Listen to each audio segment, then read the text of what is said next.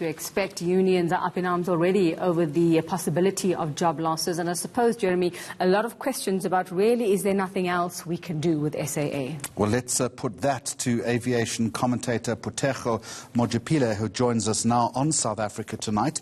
So the airline is moving quickly. We've seen this rapid slashing of routes. We've also had dire job warnings on this program tonight. The South African Cabin Crew Association saying to us that they are prepared to interdict the business rescue practitioner to bring in more stakeholders to consult more widely. So it would appear that progress is being made, but not everyone's happy. Certainly, Jeremy, and it's getting messy now. I think what is happening now is, especially with the cancellation of these flights that has been announced today, it is as a result of services that are not necessarily making money. Just yesterday, for example, I was on a service out of Cape Town to Johannesburg, flying Airbus A350-900. That aircraft was empty, literally barely empty, no passengers. On the day before that, I was there going to Cape Town, and still the same thing. And I asked myself, is this going to help SAA come out of where they are? Now, the union should also be practical about the situation of SAA. SAA is in a dire and desperate situation now. And the government also need to come to the party and decide what they want to do with this airline. They can't keep on holding on something that is no longer... Fair enough, but they've put their faith in the business rescue process. So why should they get involved while this process is unfolding?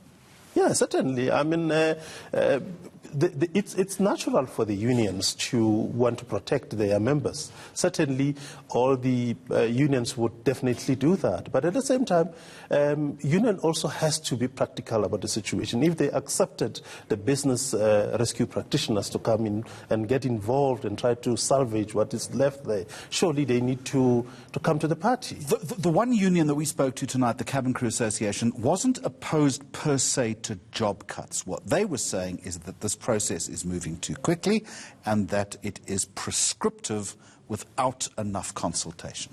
Yeah, but certainly, I mean, there was a time frame that was stipulated.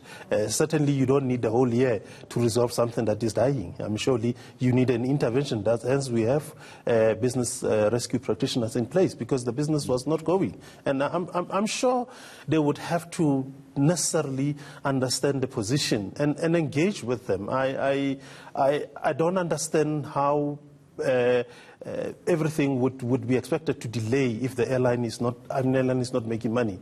Why the airline has to exist if indeed it's not making any profit? Let me pick you up on a point that you made a little earlier about the slash and burn as far as these routes are concerned. Yeah. Couple of international routes, some of which have simply not worked at all, and also local routes, Durban, Port Elizabeth. There's now an exclusive concentration on Johannesburg, Cape Town. It seems like the obvious thing to do. Surely this should have been done a long time ago. Maybe the airline wouldn't find itself in this parlous position had it acted more swiftly on decisions like this.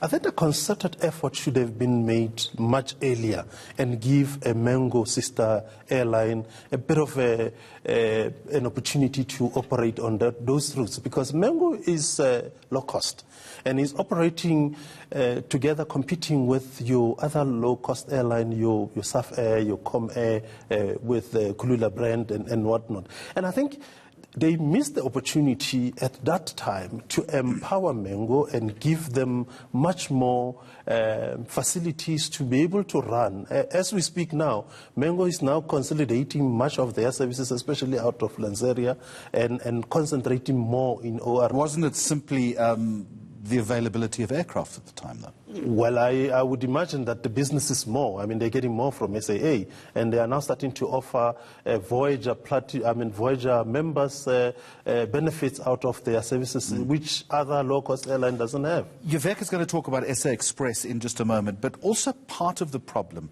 it's a confidence problem. You talk about the 2 trips that you've taken on ostensibly empty aircraft. Here's the conundrum. The more the cuts happen, the more confidence wanes, the less seats are being filled up on the entire fleet, and it's self-perpetuating, which almost means that passengers themselves are voting and saying, doesn't matter what you do, we're not going to go there. Yeah, I think there isn't much of efforts coming from the SAA in trying to consolidate and try to lure those customers, loyal customers that have been supporting the airline. And I don't see them anywhere trying to do a lot of marketing. And even the SAA themselves, they only talk when there's a crisis, when they But announce. Phuthego, with respect, marketing is not going to help at this point. It doesn't matter what you tell me about the airline and business rescue. The fact is I'm giving away a lot of money for an air ticket. I want a guaranteed departure.